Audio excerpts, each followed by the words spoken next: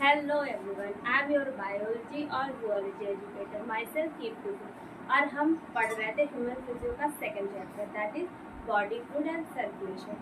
तो last lecture में हमने बात करी थी ह्यूमन सर्कुलेटरी सिस्टम की, जिसमें हमने हार्ट की डिटेल स्टडी करी थी और उससे रिलेटेड कुछ स्ट्रक्चर के बारे में देखा था। तो आज हम बात करने वाले हैं अपने next topic that is cardiac cycle.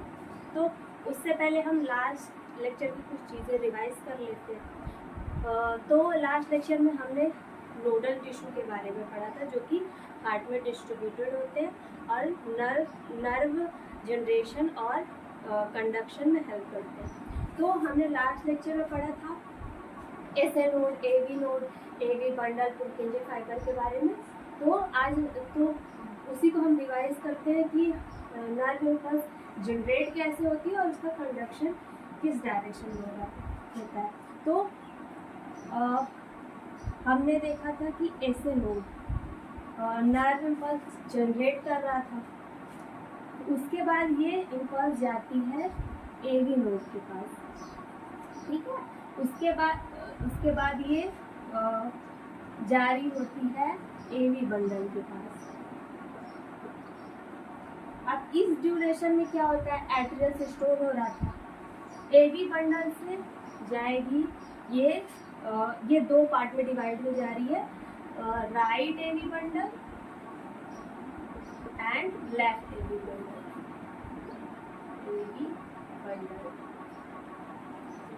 उसके बाद नर्व इम्पल्स जाएगी पुरकिंजे फाइबर,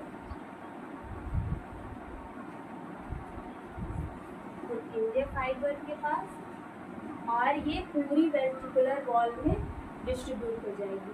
तो इस तरीके से इम्पल्स का कंडक्शन होता है जिसके थ्रू हमारा हार्ट वर्क करता है और ब्लड को out of the heart pump कर रहा होता है।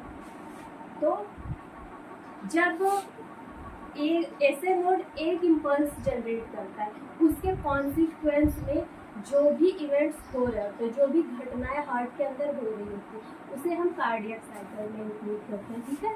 तो अब चलते हैं कार्डियक साइकिल के बारे में। तो कार्डियक साइकिल एक सीक्वेंशियल इवेंट का साइकिल है।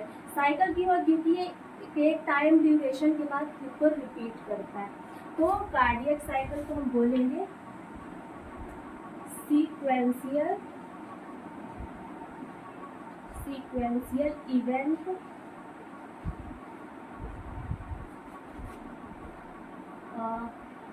आफ्टर impulse generation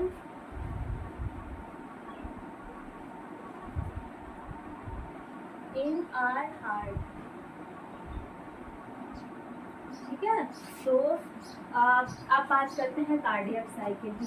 अब यहाँ पे हमने ड्यूरेशन की बात करी है कि एक ड्यूरेशन के बाद कार्डियक साइकिल अपने आप को रिपीट करता है, ठीक।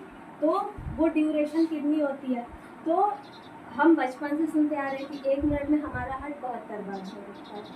तो एक हार्ट बीट कितने टाइम में धड़कता होगा, तो चलिए हम कैलकुलेट कर लेते हैं। अगर 72 बीट्स 60 सेकेंड में हो रही होती है, तो एक बीट कितने सेकेंड में हो रही होगी, तो हो जाएगा 60/72। यहाँ से हमारी ड्यूरेशन आ जाती है 0.8 सेकेंड, ठीक है। तो हमारा कार्डियक साइकिल 0.8 सेकेंड का होता है। तो हम इसका डायग्राम ड्रॉ कर लेते हैं। अब हम इसे 3 मेजर पार्ट्स में डिवाइड करते हैं, जिसमें से ये 0.4 सेकेंड का होगा, सेकेंड पार्ट हमारा होगा 0.1 सेकेंड का और थर्ड पार्ट हुआ 0.3 सेकेंड का, ठीक। अब इस जो ये जो 0.4 सेकेंड है, इसमें हमारा पूरा हार्ट रिलैक्स स्टेट में होता है। तो हार्ट इन रिलैक्स्ड स्टेट, और 0.1 सेकेंड में हमारा हो रहा होगा एट्रियल सिस्टोल, और 0.3 सेकेंड में हो रहा होगा हमारा वेंट्रिक्यूलर सिस्टोल। अब आप दो टर्म जान लीजिए कि क्या होता है सिस्टोल। सिस्टोल का मतलब होता है कॉन्ट्रैक्शन, जहाँ पे कॉन्ट्रैक्शन हो रहा होगा, उसके कॉन्सिक्वेंस में वॉल्यूम कम हो रहा होगा। दूसरा हो गया डायस्टोल, जिसमें रिलैक्सेशन हो रहा होगा।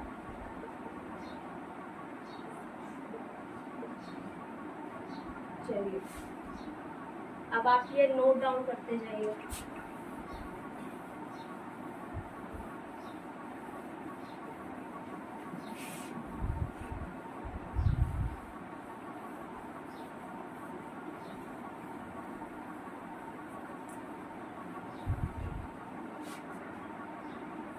अब आपने बॉयल्स लॉ तो पढ़ा होगा, तो बॉयल्स लॉ क्या होता है, PV बराबर कांस्टेंट, जबकि टेम्परेचर कांस्टेंट रहता होगा। हमारी बॉडी का टेम्परेचर तो कांस्टेंट होता ही है, मतलब जब प्रेशर ज़्यादा होगा तो वॉल्यूम कम होगा। ये चीज़ आपको ध्यान में रखना है।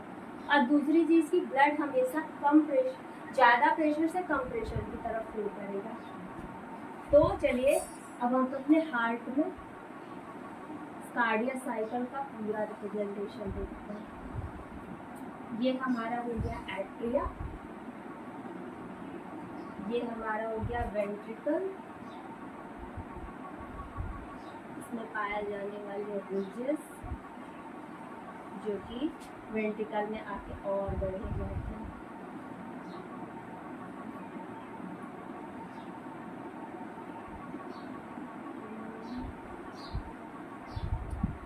और हमारी वेंट्रिकल वॉल ज़्यादा थिक होती है एट्रियल वॉल के कंपैरिजन में। ठीक है, अब हम स्टार्ट करते हैं जब हमारा हार्ट रिलैक्स स्टेट में होता है, तो हम अपने कार्डियक साइकिल का शुरुआत वहीं से करते हैं। ये हो गया सुपीरियर वेना कावा की ओपनिंग, ये हुई इंफीरियर वेना कावा की ओपनिंग। तो नाम लिख लेते हैं, ये सुपीरियर वेना कावा, और ये क्या है इंफीरियर वेना कावा। ये हो गया हमारा राइट एट्रिया, ये राइट वेंट्रिकल, ये लेफ्ट एट्रिया, और ये लेफ्ट वेंट्रिकल। तो जब हमारा हार्ट रिलैक्स स्टेट में होता है तो क्या हो रहा होता है, सुपीरियर और इंफीरियर वेना कावा से डीऑक्सीनेटेड ब्लड हमारे एट्रिया में आ रहा होता है। तो यहाँ से ब्लड हमारे एट्रिया में आ रहा होता है। यहाँ पे ये bicuspid and tricuspid valve open होते हैं, दोनों वॉल्स ऐसे ओपन होते हैं। और साथ ही में हमारे लेफ्ट एट्रिया में भी पल्मोनरी वेन से ब्लड आ रहा होता है। हमारे दोनों एट्रिया की फिलिंग हो रही होती है यहाँ से, और ये लेफ्ट वेंट्रिकल में जा रहा होता है। तो हमारा पूरा हार्ट रिलैक्स स्टेट में होता है, कोई भी चैम्बर कॉन्ट्रैक्ट नहीं हो रहे होते। ठीक है, ऐसा क्यों, क्योंकि हमारा हार्ट का जो वॉल्यूम होता है वो मैक्सिमम होता है, तो यहाँ पे प्रेशर मिनिमम होता है, और हमारी जो वेन्स है इनमें प्रेशर मैक्सिमम रहता है। तो हमेशा ब्लड मैक्सिमम प्रेशर से मिनिमम प्रेशर की तरफ आ रहा होता है, तो इसे भर रहा होता है।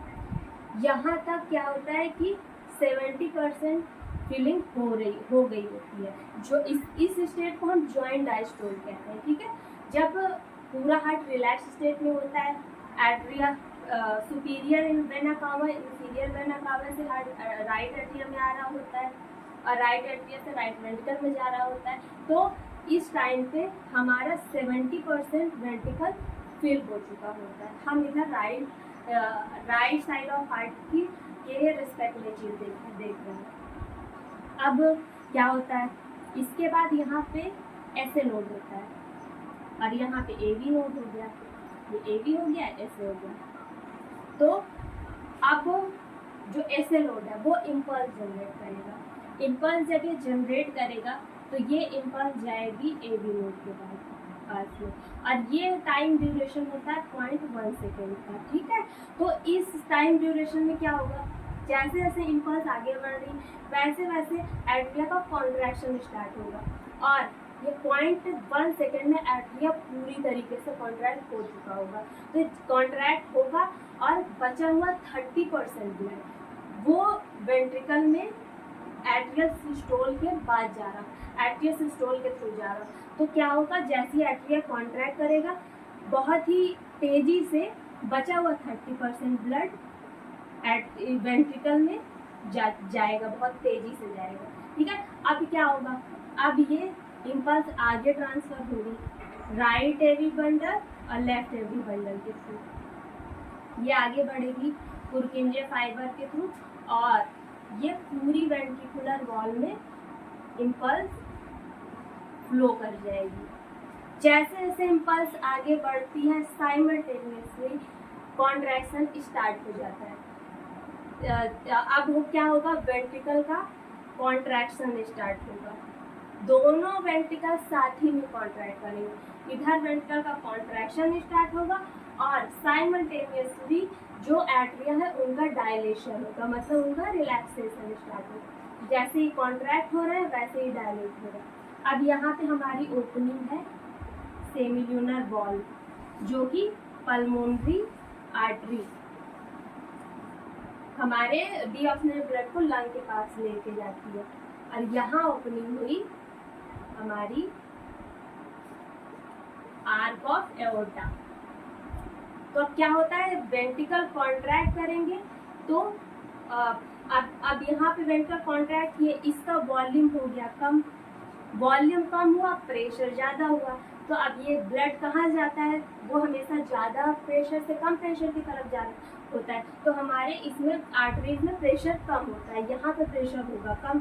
तो क्या होगा कि ये वॉल्स सेमिल्यूनर वॉल्स खुल जाएंगे। सेमिल्यूनर वॉल्स खुलेंगे तो ब्लड आर्टरीज में फ्लो कर जाएगा और इधर से एओर्टा में फ्लो कर जाएगा। ठीक है, साथ ही में वॉल्व खुलेंगे और इसमें फ्लो कर जाएगा। और उससे पहले क्या होगा कि प्रेशर, अब हमारी दो ओपनिंग्स है, यहाँ है ट्राइकस्पिड और यहाँ बाइकस्पिड, और साथ ही में सेमिल्यूनर है। तो क्या होगा कि जब कॉन्ट्रैक्ट करेगा तो ये फटाक से, ये जो वॉल्स है ये फटाक से बंद हो जाएंगे। अब वेंट्रिकुलर जो कॉन्ट्रैक्शन होता है, वॉल वैसे तो एक ही डायरेक्शन में ब्लड फ्लो लेके जाते हैं, हमने लास्ट लेक्चर में देखा था, लेकिन ये कॉन्ट्रैक्शन इतना तेज होता है कि ये वॉल खुलने का खतरा रहता है। इसीलिए तो हमने लास्ट लेक्चर में पढ़ा था कॉर्डी टेंडनी के बारे में। वो इस वॉल को बहुत तेजी से पकड़ के रखते हैं ताकि इसमें बैक फ्लो ना हो जाए ब्लड का। ये कॉन्ट्रैक्शन बहुत स्ट्रांग होता है क्योंकि एओर्टा से पूरी बॉडी में ब्लड जा रहा होता है और हार्ट के बाहर जा रहा होता है लंग्स के पास, तो ये बहुत तेजी से कॉन्ट्रैक्ट करता है। तो उस केस में ये वॉल्स बंद होंगे और इनमें धक्का लगेगा, ये तेजी से वॉल्व भी खुलेंगे और ब्लड हमारे हार्ट के बाहर निकलेगा। ऐसे ही से एओर्टा में भी ब्लड की फिलिंग होगी और बहुत तेजी से फ्लो होगा हार्ट ब्लड का। और फिर क्या होगा कि अब धीरे धीरे अब ये वेंट्रिकल डायलेट होना स्टार्ट करेंगे। जब ये डायलेट होंगे तो अब यहाँ का वॉल्यूम कम हो गया, अब वॉल्यूम ज़्यादा हो रहा है, प्रेशर कम हो रहा है, तो वैसे ही यहाँ से ब्लड फ्लो फिर से स्टार्ट हो जाएगा और हमारी फर्स्ट कंडीशन जो हमने पढ़ी थी जॉइंट डायस्टोल, वो फिर से रिस्टोर हो जाएगी। तो हमारा फिर से जॉइंट डायस्टोल कंडीशन आ गई। तो हम एक बार फिर से देखते हैं। सबसे पहले क्या हो रहा था, अपना हार्ट रिलैक्स स्टेट में था, चारों चैम्बर डायलेशन में थे, ब्लड सुपीरियर और इंफीरियर वेना कावा से राइट एट्रियम में आ रहा था, राइट एट्रियम से ये इधर से आ रहा था लेफ्ट एट्रियम में, राइट एट्रियम से राइट वेंट्रिकल में जा रहा था। सब कुछ नॉर्मल कंडीशन में था। ऐसे नोड ने इम्पल्स जनरेट की, इम्पल्स गई एबी नोड के पास। इस ड्यूरेशन में क्या हुआ, हमारा एट्रिया कॉन्ट्रैक्ट किया, जो बचा हुआ 30% ब्लड था वो बहुत ही तेजी से गया वेंट्रिकल के पास। अब ये इम्पल्स आगे कंडक्ट होके पूरी right and left ventricular wall में फैल जाती है। तो जैसे जैसे फैलती है वैसे ही हमारे साइमल्टेनियसली दोनों वेंट्रिकल कॉन्ट्रैक्ट किए।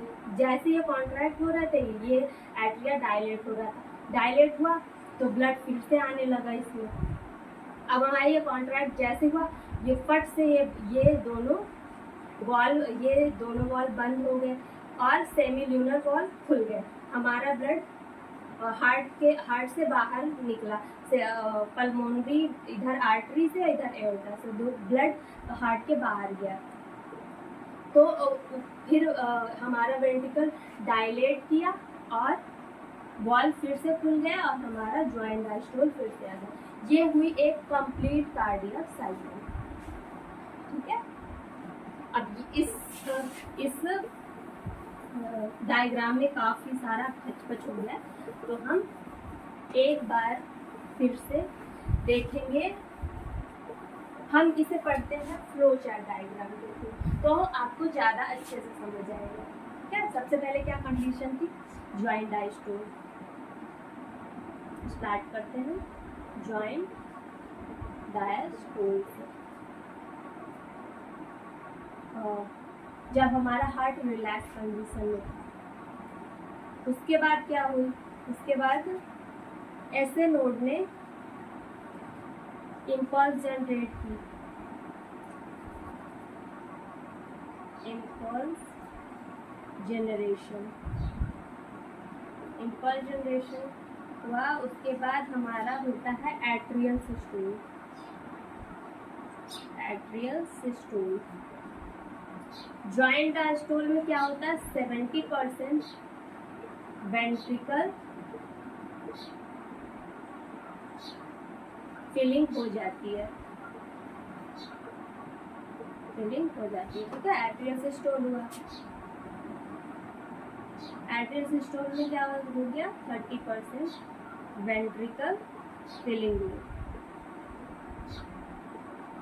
एट्रियल सिस्टोल हुआ और इम्पल्स गई। अब क्या हुआ, इम्पल्स एवियन से गई right and left AV bundle और पुरकिंजे फाइबर।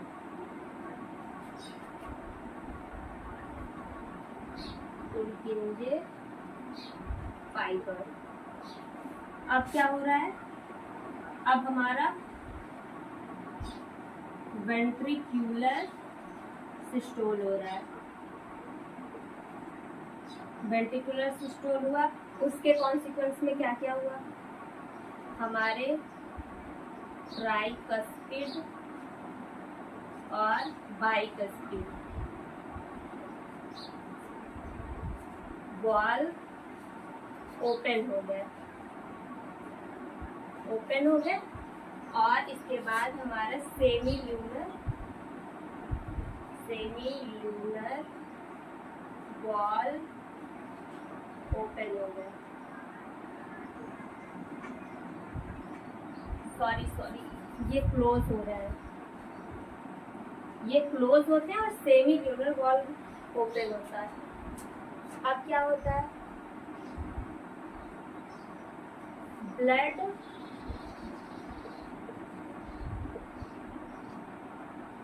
पंप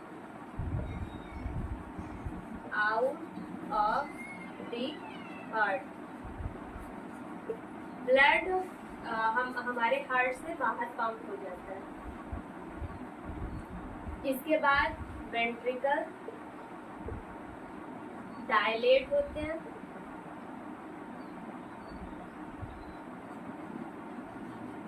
डायलेशन जिसके थ्रू सेमी ल्यूनर जो वॉल होते हैं, सेमी ल्यूनर वॉल वो क्लोज्ड हो जाते हैं। हमारे सेमी ल्यूनर वॉल क्लोज्ड हो जा रहे हैं और बाइकस्पिड, ऊपर से लिखना पड़ेगा, tricuspid and bicuspid valve open हो जाते हैं, ठीक है। और वापस से हमारा जॉइंट डायस्टोल स्टार्ट होता है। तो बेटा इस पूरी साइकिल को हम क्या कह रहे होते हैं? Cardiac cycle. ये हमारी साइकिल कहलाती है कार्डियक साइकिल, जिसका ड्यूरेशन होता है 0.8 सेकेंड।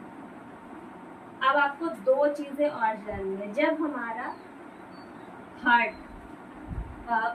हार्ट बीट कर रहा होता है तो दो साउंड प्रोड्यूस होती है, एक होती है लब, एक होती है डब।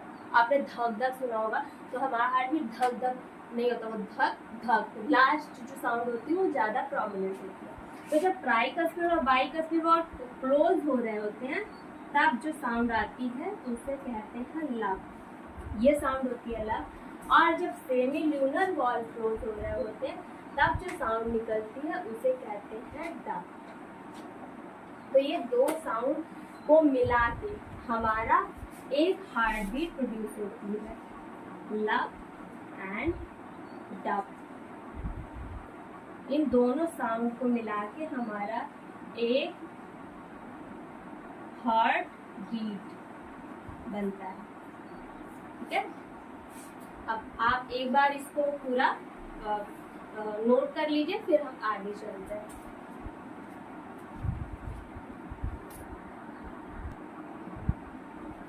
चलिए, आपने नोट तो कर लिया होगा। अब हम इससे रिलेटेड कुछ और टर्म्स देखते हैं। आई होप आपको कार्डियक साइकिल अच्छे से समझ आ गई होगी।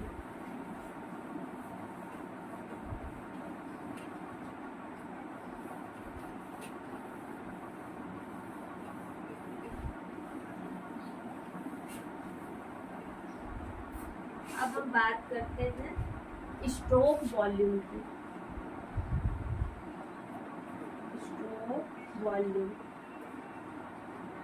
स्ट्रोक वॉल्यूम क्या है? ये वो वॉल्यूम है जो हमारा एक वेंट्रिकल एक हार्ट बीट प्रोड्यूस होने पर हार्ट से बाहर भेज रहा होता है। तो volume of blood pumped out of the heart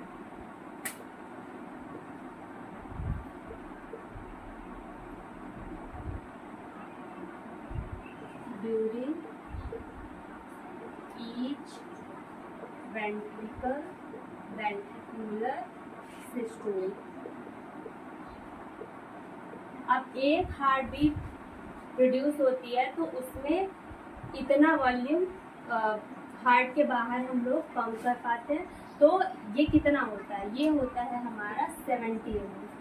70 ml हमारा एक बार वेंट्रिकुलर सिस्टोल होने पर आउट ऑफ द हार्ट जाता है एक वेंट्रिकल से। तो अब एक मिनट में हमारा हार्ट 72 बार बीट करता है, तो एक मिनट में कितना ब्लड हमारे एक वेंट्रिकल से बाहर पंप होता है वो हम देखेंगे। तो एक हार्ट बीट